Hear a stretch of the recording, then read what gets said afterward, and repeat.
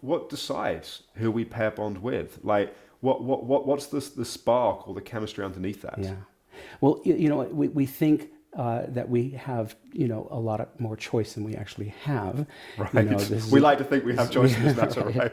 Most of the time, we are being driven not only by our genetics and our environment and our family culture, but by our memory. And so we tend to. I mean, there's a lot of elements to mating. One of them has to do with chemistry, has to do with the immune system, has to do with physical attraction, smell, taste. And in that beginning of that relationship, we're basically on drugs, right? We're altered. We're on a host of chemicals that nature puts us on to procreate or to get together in some way. You could think of it as the first launching rocket, the first jettisoned rocket, Right. That's going to fall away at some And it's point. intoxicating. It is intoxicating, Yeah. and our judgment is a little bit impaired. And then after that point, if we decide to really be with that person, we do so because we find them familiar. In other words, we find that we recognize ourselves in that person, and we recognize our family in that person in some manner. So basically, we don't pair bond with strangers.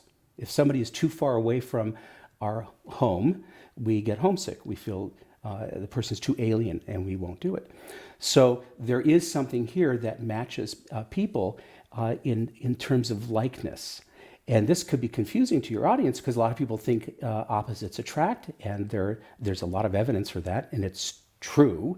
But on another level, those of us who work with couples know that there's a fundamental similarity between two people that find each other and commit to each other. It's interesting when you say that because I've often thought with my wife in my intimate relationship that on the surface we appear very different. I'm very driven. I'm always trying to conquer something in the world. She's a homemaker. She's about connection. She's about intimacy. So on the surface we appear very different.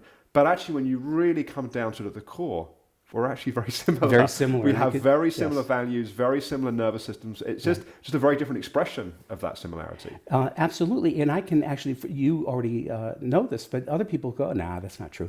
I can prove it. We can prove it. So by doing a certain kind of interview with them, we can find out just how similar they are in terms of their experiences in early childhood. Maybe not exactly, but very, very close. Even to the point where one person will say something that the other person's grandfather used to say. How did that happen? They never even knew each other. So nature operates in mysterious ways, but certainly very purposefully. And like I said, we're not in as much control of everything as we might think we are.